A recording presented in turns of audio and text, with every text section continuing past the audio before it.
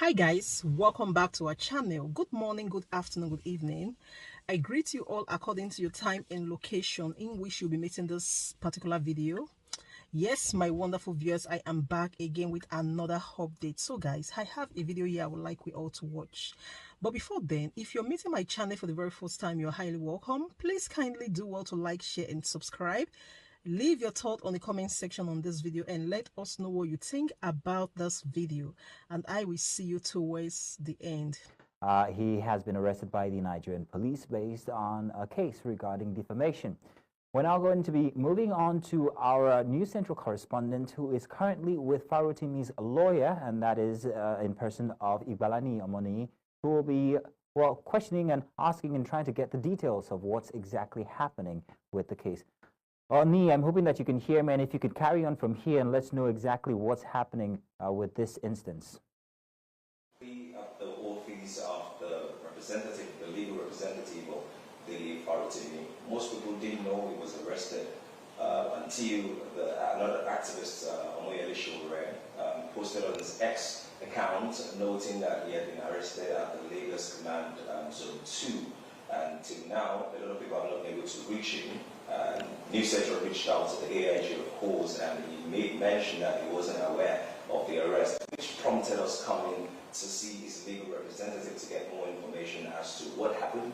And thankfully, the legal representative was there when he was arrested. I'm here with the managing partner of DF Legal, Mr. Ralph Walker. Mr. Ralph, I don't understand that you were there during the arrest. Yes, I was. Backtrack a little bit. There was a time where he had been raising concern. He was summoned based on this defamation case. He appeared at the police station few times. Then I heard at some point as well, his guard was arrested, questioned at some point. What led to this arrest in the first place? Okay, I will be very careful not to speak on a lot of issues because we're presently in court. What I can tell you is that we received an invite from the Zone 2 police station on the 11th of November, and I accompanied him to the Zone 2 police station on the 16th, and he was released on bail on self-recognizance, and we're asked to come back on the 21st, and we went back on the 21st, and after that we didn't hear anything again from them. They asked us, but there were a lot of things that happened. His associates arrested and abducted in some cases. I know that Mr. Farotimi had a press conference yesterday. I was at the press conference, and I know he spoke on the 21st of November, and all the calls and the arrest of his of a security guard at a store where he has interest in on last week Friday. So he spoke on all those issues, and I want to be very careful not to go into more details. I'm also told that there is a publication on the social, or there are publications on his social media handles where he clearly stated some of these events. And to know a little bit more, I do hear the Ekiti police trying to arrest him, and they are working in collusion with the Zone 2 officers. And at some point as well, they came to Lagos. They were the one trying to arrest him, and all of the things that are ongoing there. Is it that the issue happened in Ekiti State and he reported in Lagos State? Or help us clarify this. We need to understand. So, to the best of my knowledge, Mr. Farotimi hasn't been to Ekiti State in a very long while. And some of the issues that I'm aware that people are complaining about, like I said, we're in court. I don't want to go into a lot of details. The issues that happened here in Lagos, so we're a bit surprised. When the guys who came here today, when they came here, there was no way to identify if they were from Ekiti State Command. They were mufti, but they had jackets that had Rapid Response Squad written, white over black. So there was no way we could identify if they were from the Ekiti State Police Command. We know that men came here wearing jeans and jackets, and they had AK-47 and all that, and they refused to identify themselves. They threatened people, they assaulted people, they took away our devices, all our mobile devices were taken away and all that. But a few minutes ago, I was reading online, I think Vanguard newspaper, that I'm not sure if it's one of the news sources online, that the Commissioner of Police of Ekiti State has confirmed that they're actually investigating Mr. Farotimi for defamation and cyber stalking, interestingly. Yeah, so we've seen that online. It might also interest you to know that based on the information he provided to us regarding some of the people we're trying to arresting his associates and some of the information they gave them, we actually did file a suit last week against the Chief Afe Babalola, the Inspector General of Police, and then the Commissioner of Police, Ekiti State. And I wouldn't want to speak so much about that suit because it's already before the court. I understand, because I believe there's a book he wrote, and some comments of those books were extracted, and some of the comments is being alleged to have been charged for defamation. So to be very honest, I haven't seen a petition. Okay. I don't know the content of a petition if there's one. I don't know if there's a charge. I haven't seen one, right? So I know that he wrote a book. I know that he's been very active. He's been active on social media.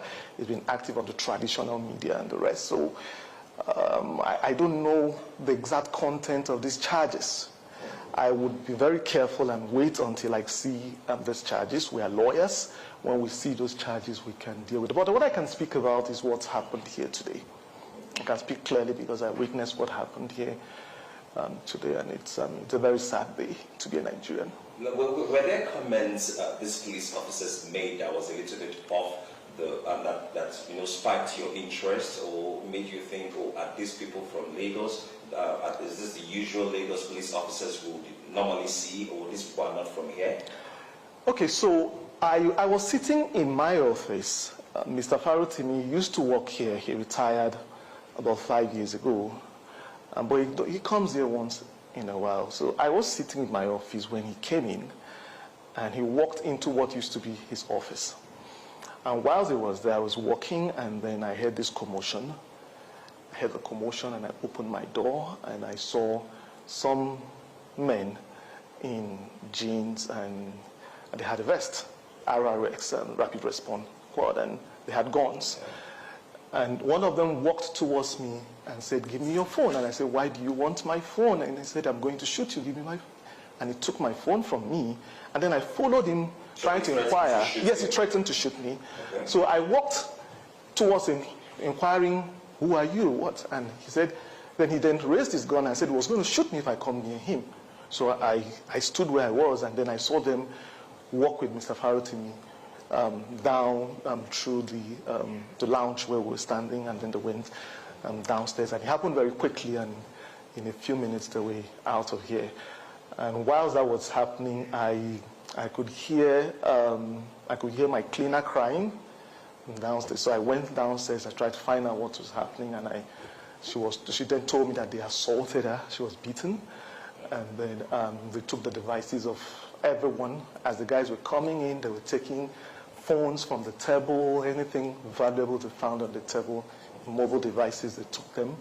And then they also threatened to shoot one of my associates, Gilbert. In fact, at the point they asked him to follow them outside, and they threatened they were going to shoot him. And in fact, one of them, even from what I hear, was telling the other that she shoot him. That was what Gilbert told me, and then, but they didn't. Thankfully, nobody was shot, and they walked away. So that's the much that I know. I can speak to what happened here today because I witnessed it. That must have been traumatizing. But let's digress a little to understand. I remember when Shure mentioned this on the group, on the X platform, he noted that the police should not be used as a tool, as a personal vendetta. While somehow the school of thought that, oh, this is some sort of personal vendetta, there's also another school of thought that is thinking, is there a pattern here? A few months ago, there was the FIJ journalist, Daniel Ojiku. We had recently Fisayo, the investigative journalist, and now, knowing Mr. Dele Farotimi, who is a very vocal government critic, is this looking like a pattern? So I am a lawyer. Incidentally, I'm not a social commentator. I'm a lawyer, and I would be very careful to stay within my lane as a lawyer, right?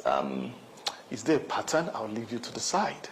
I do have my own opinion, but I'm sitting here as a legal counsel to Mr. Dele Farotimi, and I would rather speak on the law. I've also been asked questions like, is defamation a crime? Can you arrest someone? But I do have my own opinion on these things, and we're in court. And I will be very careful not to speak about what I think of these things. But I will tell you clearly that you are a Nigerian. I'm a Nigerian. We do have rights as Nigerians. And one of the rights you have is the right to freedom of expression, freedom of speech, and the law should protect that. Right. Finally, let me just ask this. Have you been, in any way, been allowed to contact him as you reached out? And also, what will be the next line of action? So, interestingly, when I started this, I believe so much in Nigeria. Let me say this, I believe so much in Nigeria. But today I feel really sad being a Nigerian because in a decent society, things should be done decently. These guys came in and they took all our devices. I have no way of communicating. I don't have any devices. Including your phone? Yes, they took my phone. The guy threatened to shoot me. He threatened to shoot me and took my phone and the devices of all my staff. Every one of my staff members. Every staff member here, their devices were taken. Right? Even up to, and I would understand maybe their concern was that maybe somebody's recording or anything, but even the cleaner had what you would call the balasa phone. I think that's what they call the button phone. They took it from her. Well, what will you be doing now as a legal representative? Yeah, so we're in court, like I said. We're in court. We filed a fundamental human right application before the Lagos State High Court. We are trying to get further information on what has happened today. I don't have a lot of information. You're telling me that there are things on X. I've not been able to go on X because I don't have my devices. I was able to read the news report I told you on my computer. So I've really not been able to do much because I do social media sparingly, and those social media platforms are on my mobile device, and I don't have that now. So what are we going to be doing next? Yes, we'll pursue the legal angle. We are lawyers, and we believe in the law. We still believe that Nigeria can work. We believe that the court will do the right thing, and we'll follow through with that. I know I said lastly the other time, I'll put Yes. this as my final question. Do you think a case of defamation is alleged under the legal perspective warrants an arrest of an individual? So like I said, I do have my opinion on these things, right? But we're in court, and those are some of the issues that we brought before the court, right? And I would rather not speak about it. I do have my opinion on these things. Let me repeat that again. But let me say this again. We are Nigerians. We do have a right to freedom of speech. We do have the right to freedom of expression. And I believe that the law should protect that. Beyond that, I wouldn't say more. All right. Thank you very much. We'll wait for the court to decide. All right. We've heard from the managing partner here of legal, Mr. Ralph Woke. Currently, he does not even know the whereabouts of his clients. He does not have his own devices. All the staffs in his firm currently, most of them do not have their devices as well. So they don't know how to contact, but they've taken the legal process of filing A fundamental human rights application. The Lagos High Court. Hopefully, they get this thing speed up as soon as possible so they can know the whereabouts of Mr. Dele Farotimi. Over to you, President. I want to say thank you very much, Nee, for bringing us that information, and also thank you to Mr. Woke for also giving us the time to be able to find out exactly what had happened earlier in this instance. So do stay tuned here on News Central TV because we'll be following the situation and bringing you up to date.